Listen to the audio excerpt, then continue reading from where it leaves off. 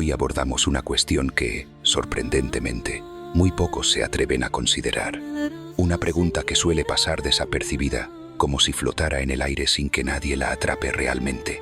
Sin embargo, es una de esas interrogantes que, al hacerse con seriedad, pueden sacudir los cimientos de muchas certezas que damos por sentadas. Es la Biblia, toda ella, la palabra de Dios.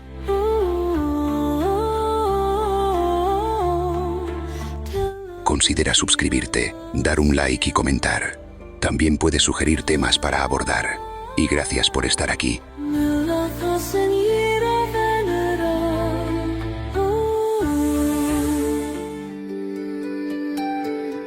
No me refiero a una pregunta capciosa ni a una provocación teológica. A una reflexión honesta, sincera. Una cuestión que ha acompañado mis pensamientos durante años y que hoy quiero compartir contigo, sin adornos ni evasivas.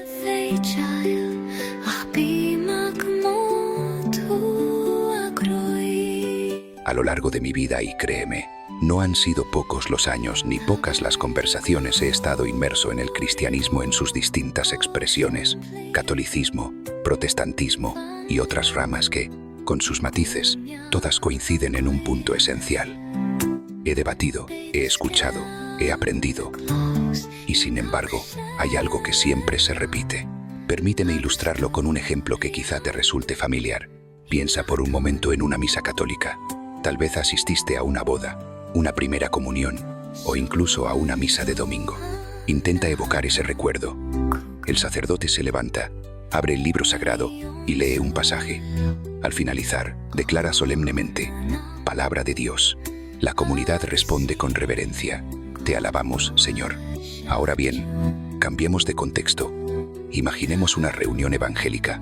Un hermano o hermana toma la Biblia y con convicción proclama: Dice la palabra de Dios que, seguido de un versículo cuidadosamente escogido, el tono, la pasión, la convicción, todo apunta a una misma idea. Lo que se está leyendo proviene directamente de Dios, y es aquí donde comienza nuestra reflexión.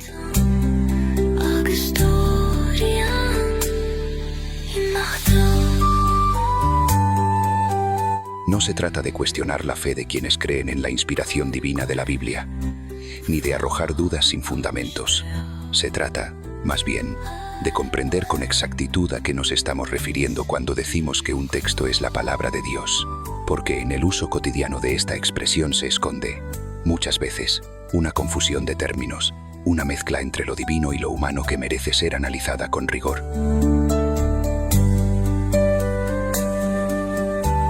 A mí me enseñaron, como a tantos otros, que toda la Biblia es palabra de Dios, que cada uno de sus versículos fue inspirado por el Espíritu Santo y que debemos aceptarla como autoridad incuestionable. Pero con el tiempo comencé a preguntarme: ¿es esto una verdad completa? ¿O es tal vez una verdad heredada, una que hemos recibido sin examinar del todo, confiando en la tradición sin revisar sus fundamentos? Porque si vamos a ser estudiantes serios de las Escrituras, si vamos a abrir este libro con respeto y pasión, tenemos la responsabilidad de saber qué tenemos entre manos. ¿Estamos leyendo un mensaje divino literal? ¿O estamos leyendo textos escritos por hombres que, desde su experiencia de fe, intentaron expresar lo que creían haber recibido de lo alto? En este episodio, vamos a explorar esa pregunta, no desde la crítica vacía ni desde el escepticismo barato. Lo haremos con el deseo profundo de entender. Primero, para que podamos tener una relación más honesta con la Biblia, una que no se base en repeticiones automáticas, sino en comprensión real. Segundo, para que cuando hablemos con otros, ya sea en una conversación informal o en un debate teológico, sepamos exactamente lo que decimos y no caigamos en errores que pueden debilitarnos frente a quien piensa distinto. Y tercero, para que podamos enseñar a otros con claridad, ayudándolas a salir de la confusión y del error, que, durante siglos, se ha extendido incluso entre los más devotos. Esta no es una invitación a dudar, es una invitación a comprender, a mirar con nuevos ojos ese libro que tantos consideramos sagrado, a preguntar sin miedo: ¿qué significa realmente que la Biblia fue inspirada por Dios?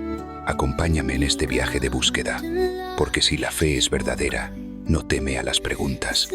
Y si la Biblia es realmente luz, brillará aún más fuerte cuando la miremos de cerca.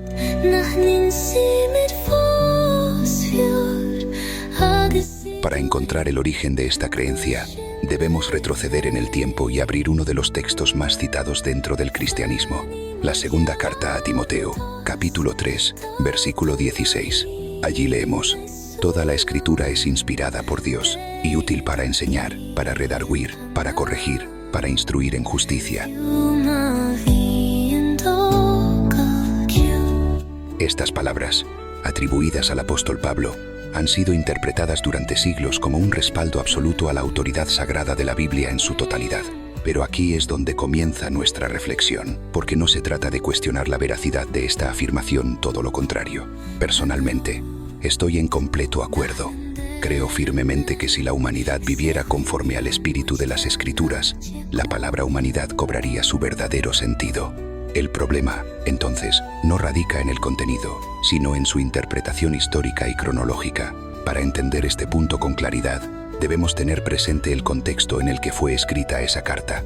La segunda carta a Timoteo se considera una de las últimas epístolas del apóstol Pablo. Fue redactada entre los años 64 y 67 después de Cristo, en circunstancias difíciles. Pablo se encontraba preso en Roma, enfrentando el final de su vida, esperando su ejecución. La carta está cargada de emotividad, de esperanza y de legado. Es un testamento espiritual dirigido a Timoteo, su fiel discípulo, su compañero de luchas y de fe. En sus palabras no solo hay consejo, sino una profunda transmisión de valores, fidelidad, perseverancia y un firme compromiso con la misión cristiana. Pero aquí es donde el análisis se vuelve más delicado. Cuando Pablo escribió que toda la escritura es inspirada por Dios, ¿a qué se refería exactamente? ¿Estaba haciendo referencia a lo que hoy conocemos como toda la Biblia, compuesta por 66 libros en la tradición protestante o 73 en la católica? ¿O hablaba de las escrituras disponibles en su época, es decir, del Antiguo Testamento en su mayoría en versión griega, la famosa Septuaginta? Aquí aparece un dato crucial. Cuando Pablo escribió esa carta, los evangelios aún no estaban terminados o ampliamente distribuidos. Las cartas de otros apóstoles todavía circulaban en comunidades muy concretas, de manera informal. El Nuevo Testamento, como lo conocemos, simplemente no existía. Por tanto, su afirmación sobre toda la Escritura no podía incluir un canon que aún no había sido definido. Se refería, con toda lógica, a las escrituras sagradas que él conocía, los textos del Antiguo Testamento. Fue mucho tiempo después cuando comenzó el largo y complejo proceso de recopilación, selección y consolidación de los escritos que formarían el Nuevo Testamento. Este proceso no se completó de la noche a la mañana. Fue un trabajo colectivo dentro de las primeras comunidades cristianas. Uno de los momentos clave ocurrió en el Concilio de Hipona, en el año 393. Allí, en el norte de África, se declaró por primera vez una lista oficial de los 27 libros que hoy forman el Nuevo Testamento, y entre los años 397 y 419, durante el Concilio de Cartago y posteriores reuniones, este canon fue confirmado y consolidado, sellando su aceptación dentro de la Iglesia occidental. Es decir, pasaron más de 3 siglos desde la muerte de Pablo hasta que se reconoció oficialmente lo que hoy llamamos la Biblia cristiana completa. Este dato no desacredita las Escrituras, al contrario, las enriquece. Nos invita a mirar la Biblia no como un libro caído del cielo, ya completo, sino como un compendio de textos profundamente humanos y profundamente inspirados, de tal manera que podemos concluir y aseverar que el Nuevo Testamento no es palabra de Dios, sino que son consejos, vivencias, exhortaciones que los escritores plasmaban en sus cartas, y bajo ningún concepto es palabra de Dios. Esto no significa que debamos dar de lado el Nuevo Testamento, sino que hay que leerlo como lo que son estos libros. Por poner un ejemplo, en la primera carta a los Corintios encontramos un texto que dice: hágase todo, decentemente y con orden. ¿Es palabra de Dios? No. ¿Es un consejo que debemos de seguir? Sí, rotundo. Estos textos nacieron en distintos contextos, en medio de persecuciones, visiones, revelaciones y experiencias transformadoras. Comprender este proceso no debilita la fe, la fortalece, porque nos permite acercarnos a las Escrituras con una mirada más clara, más humilde y más responsable. Así, al conocer el origen, el contexto y la historia detrás de cada palabra, la Biblia deja de ser simplemente un libro y se convierte en lo que verdaderamente es: Una historia de fe viva, en constante diálogo con quienes se atreven a leerla con el corazón abierto y los ojos despiertos. 노랗다 시 사나